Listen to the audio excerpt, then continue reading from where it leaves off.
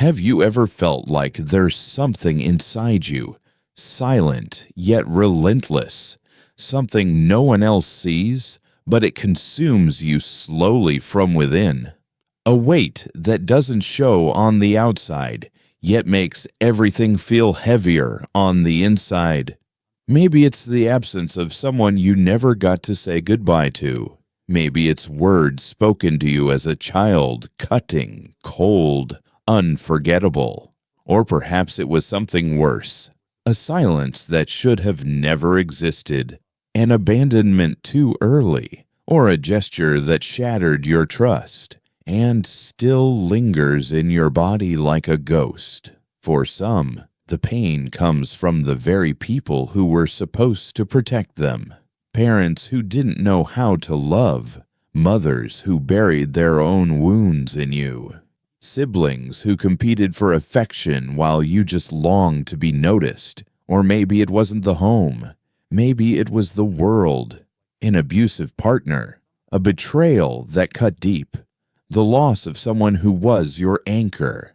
Or maybe it's something you can't even name, but it keeps showing up. In your fears, in your doubts, in your constant second-guessing. Trauma doesn't always have a name. It doesn't always look like tragedy. Sometimes it looks like overachievement, like perfectionism, like never being able to trust, like anger that erupts from nowhere, or numbness that never goes away. Carl Jung understood this clearly. Trauma takes root not just in what happened, but in what had no space to be felt, in what wasn't welcomed, heard, or held. It begins when something inside you screamed for help and no one answered. And so, you stopped screaming. You learned to function while bleeding, to smile while cracking inside, to survive instead of live. This video is not for those chasing motivational sound bites. It's not for those who want shortcuts. It's for those who are tired of pretending to be okay. Tired of smiling while carrying a hidden wound. Tired of saying, "I'm fine," when inside, nothing is. Because trauma doesn't vanish. It waits. It lingers in our choices, in the relationships we chase, in the ones we destroy, in the addictions we justify, in the anxieties we normalize. Freud said, "What we repress always returns." But it doesn't return kindly. It returns through sabotage, through restlessness, through pain disguised as fate. And Jung warned us, what you do not face within becomes your destiny. If you find yourself trapped in patterns you don't understand, if you keep reliving pain with different faces and new stories, this isn't coincidence. It's the unconscious crying out. Today, we will dive deep. We will uncover what trauma really is, how it shapes your psyche, how it fragments your identity, and most importantly, what you must do with it if you truly want to heal. Because here's the brutal truth. You will never heal until you face what hurts the most, so stay until the end. There is a way out, and it begins now. These sudden reactions, these emotional storms, these repetitive failures in love or career, they're not random. They are the psyche's way of demanding your attention. Jung warned us, the unconscious is not passive. It shapes your decisions, it bends your perceptions, it colors the way you live and love. But trauma doesn't just influence how you behave on the outside. It writes the script of your inner world. It plants seeds of self-doubt, like, "I am not worthy of love. I must hide who I am. If I trust, I will be hurt." These are not harmless thoughts. They become internal laws. And over time, you build your entire life around them. You stop reaching out. You sabotage relationships. You settle for less, not because you want to, but because the trauma told you it's all you deserve. Freud called this the repetition compulsion, the mind's unconscious effort to repeat the original wound again and again, as if hoping for a different ending. But this repetition is not healing. It's a prison. That's why simply understanding your trauma is not enough. You can read 1,000 books, talk to dozens of people, and still find yourself in the same place. Because trauma does not speak the language of logic. It speaks emotion. And unless you learn to meet it on that level, it will continue to manifest through symptoms, through sabotage, through suffering.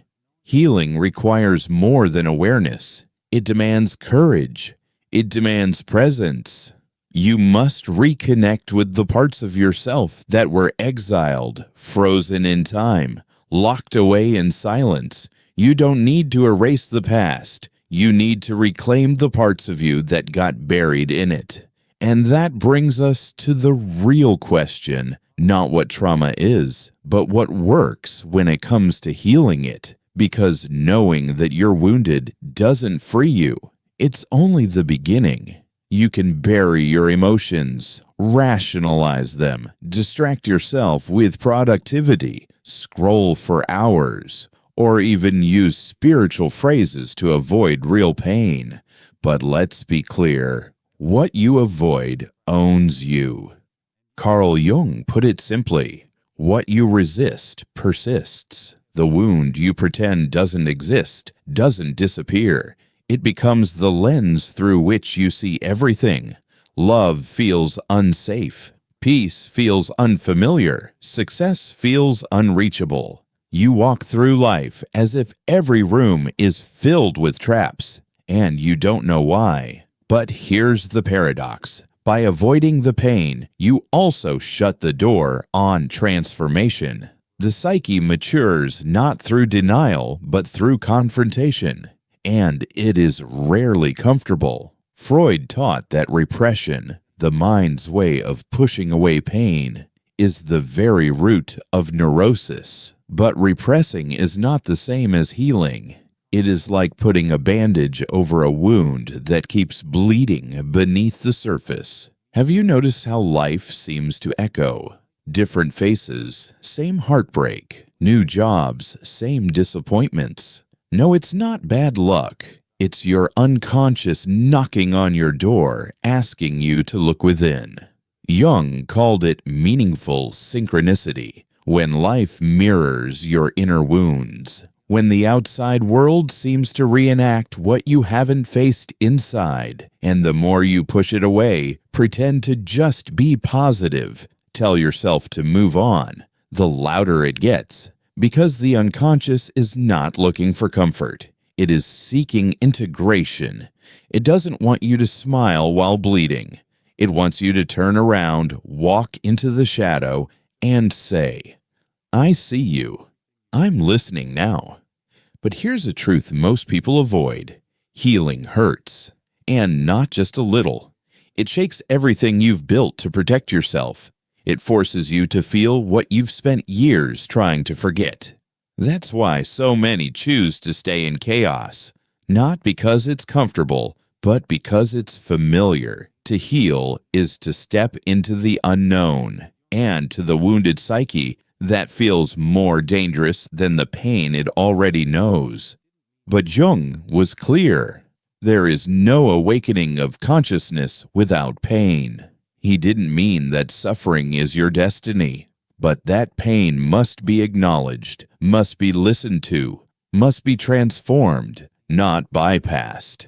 Healing begins not when the pain stops, but when you stop running from it. So then comes the real question. If ignoring doesn't work, what does?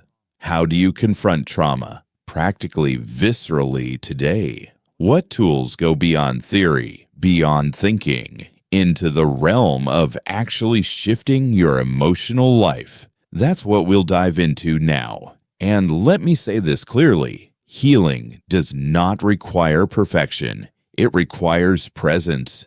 Even if you're scared, even if you're not ready to let go completely, Even if all you can manage today is one honest breath, if you've reached this point in the video, you've already made a choice. You've acknowledged that you carry wounds, that patterns repeat, that some of your reactions don't come from today. They come from somewhere deeper. Now it's time to begin healing, not just wishing for it, not waiting for time to do the work, but actively engaging with the trauma that has shaped you. And for that, you need a method. You need tools. Carl Jung taught that healing begins with the reintegration of what was lost, the parts of you that were buried, silenced, frozen in time. And the first tool is this: radical observation of your emotional triggers, noticing what throws you off balance, not later, but in the moment, when someone ignores you and rage rises, when a comment fills you with shame, when a tone of voice makes you panic.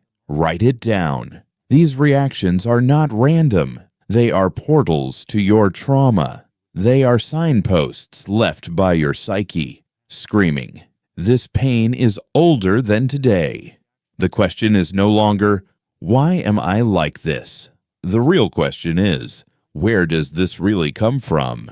The second tool, therapeutic journaling, not for show, not for others, but raw, honest, and unfiltered. Write as if your soul depended on it. Describe your most painful memory in detail, how it felt, what you couldn't say, what still aches when you remember. Jung believed that the act of writing bridges the conscious with the unconscious. When you put words to emotion, you reclaim power. The third tool is one of Jung's most profound methods: active imagination. Sit still, breathe, and allow the image of your trauma to rise. Don't control it. Let it appear as a symbol, a figure, a landscape. Then speak to it. Ask, "What do you want from me? What do you need? What truth are you holding for me?" The unconscious speaks in symbols. When you stop forcing logic and start listening symbolically, healing begins. The fourth tool, dream analysis. Your unconscious never sleeps, but at night, when your conscious defenses drop, it speaks. Keep a notebook by your bed. Every morning, write your dreams, especially the ones that confuse or disturb you. That shadow figure, that repeating place, that strange accident. They are messengers. The monsters in your dreams are often the parts of you that were exiled long ago. And finally, understand this: there are times when you need help, real help. A therapist trained to hold your pain without judgment. The inner path is real, but it is not always safe to walk alone. You don't have to do this all at once. You don't even have to do it perfectly. You only have to start with presence, with honesty, and with the willingness to stop abandoning yourself. Psychotherapy, especially one grounded in Jungian or psychoanalytic depth, is not a magic solution, but it is a sacred space. A container where fragmented pieces of your soul are held without judgment. The therapist does not heal you.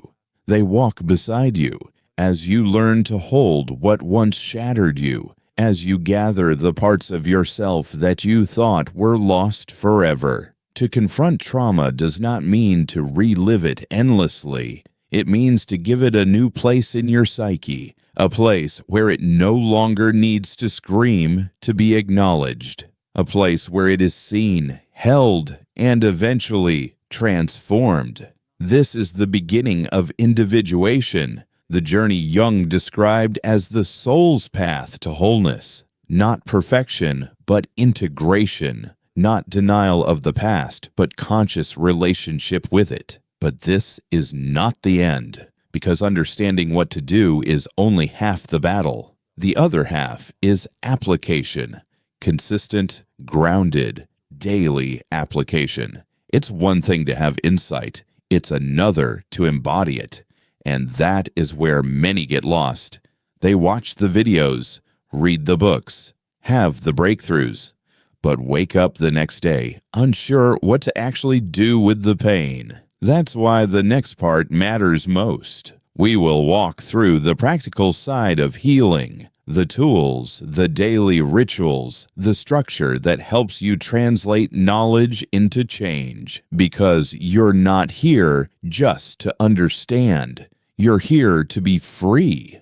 If this resonates with you, you'll find tremendous value in my ebook, Beyond the Shadow. It breaks down Jung's core insights and gives you real tools to begin transforming your patterns. The link is in the pinned comment. Now let's go further. Knowing you carry trauma is only the first step. Feeling it, naming it, recognizing its shape. That's the start. But if you don't apply what you've learned in the micro moments of everyday life, nothing truly shifts. Because trauma doesn't dissolve just by thinking or understanding. It transforms through new behavior, through new habits, through emotional practice. Jung once said, "There is no transformation of darkness into light without emotion." And that emotional movement must be deliberate. It must be practiced. So here are tools not just based on theory, but on tested techniques used in deep psychology, built on a foundation of Jung's work and the latest understanding of the healing nervous system. Tool 1. Structured emotional self-observation. Think of it like a clinical journal, but for your emotions. Every day, write down 3 moments when you felt a strong reaction: rage, fear, shame, sadness, or deep apathy. For each moment, ask, what happened externally? What exactly did I feel internally? Does this remind me of something from childhood or past relationship? This simple daily practice does something profound. It creates a bridge between past and present. You begin to track emotional patterns. You realize that many reactions aren't about now. They are echoes of unhealed wounds. Tool 2. Dream symbol analysis. Your dreams aren't random. They are crafted by your unconscious as messages encoded in metaphor. Use the Jungian method to interpret them. Pick one recurring or emotionally intense dream. Write down every symbol, every emotion, every figure or landscape that appears. Then ask, what could this image represent in me? What emotion is it trying to express? What part of me is calling for attention? You don't need to decode it perfectly. The act of engaging is what opens the door. According to Jung, this dialogue between conscious and unconscious is essential for individuation. Tool 3. Dialogue with pain, inspired by active imagination. Find a quiet place. Close your eyes. Breathe. Now visualize your pain, not as an abstract idea, but as a figure. Give it a shape, a form, a face. Maybe it's a child. Maybe it's a wounded animal. Maybe it's a dark mist. Let it speak. Ask it, what do you need? What do you want me to know? What are you afraid of? This isn't fantasy. This is emotional truth, symbolically revealed. The unconscious speaks in images, and when you learn to listen, you discover what no surface-level conversation could ever tell you. It could appear as a frightened child, a wounded animal, or even a shadowy figure that once terrified you. Let that image speak. Ask it, what are you feeling? What do you need from me? What part of my life are you shaping right now? Write down the answers. Don't filter. This isn't about being right. It's about being honest.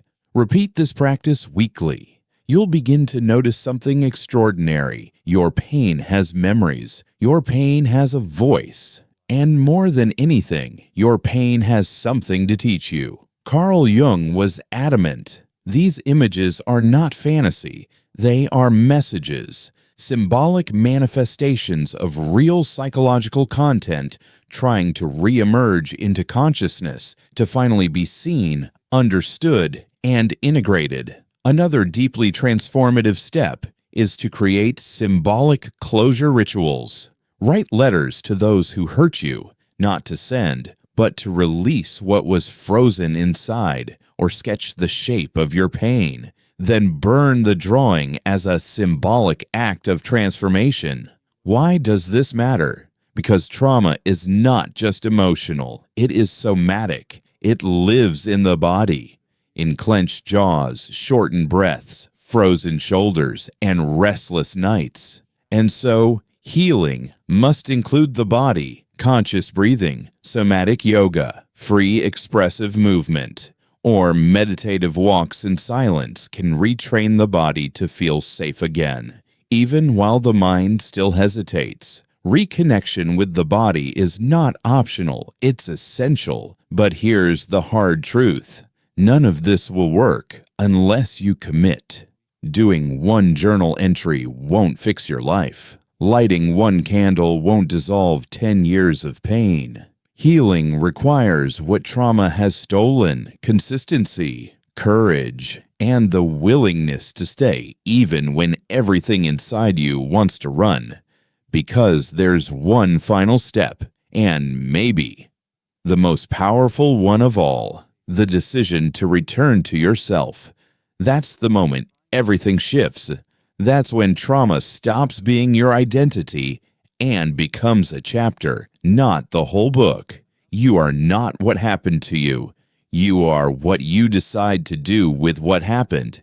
Yes, it sounds simple, maybe even cliche, but if you've made it this far, you already know how heavy this truth really is, because trauma is not just a memory. It is a silent system that dictates how you feel, who you love, what you tolerate, and what you sabotage. It sneaks into your view of the world and convinces you that you are broken. But that is a lie. Trauma lies. Jung once said, "The privilege of a lifetime is to become who you truly are."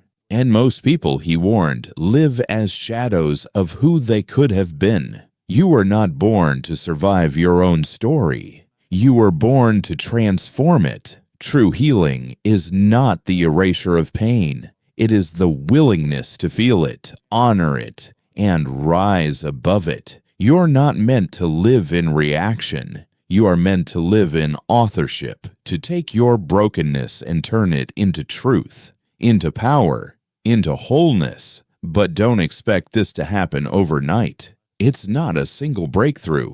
It's a journey. 1,000 small decisions to stay present, to feel fully, to stop abandoning yourself when it hurts. You don't need to become someone new. You only need to reclaim the you that got lost along the way, the part that froze in fear, that swallowed its truth, that waited for someone else to come and save it. This is the meaning of individuation, not perfection, wholeness. And here is the final reminder. No one can do this for you. The therapist may guide, the books may inspire, the videos may awaken, but in the end, it's just you.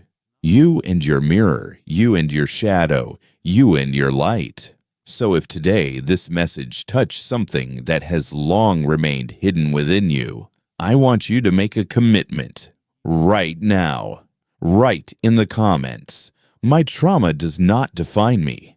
Let it be your first declaration. The moment you break the silence, the moment you stop hiding. And more than that, don't stop here. This journey is far from over. The next video is just as essential because each layer of your psyche deserves to be witnessed, heard, and finally brought home. You deserve to be whole. You deserve to be free. And it begins now.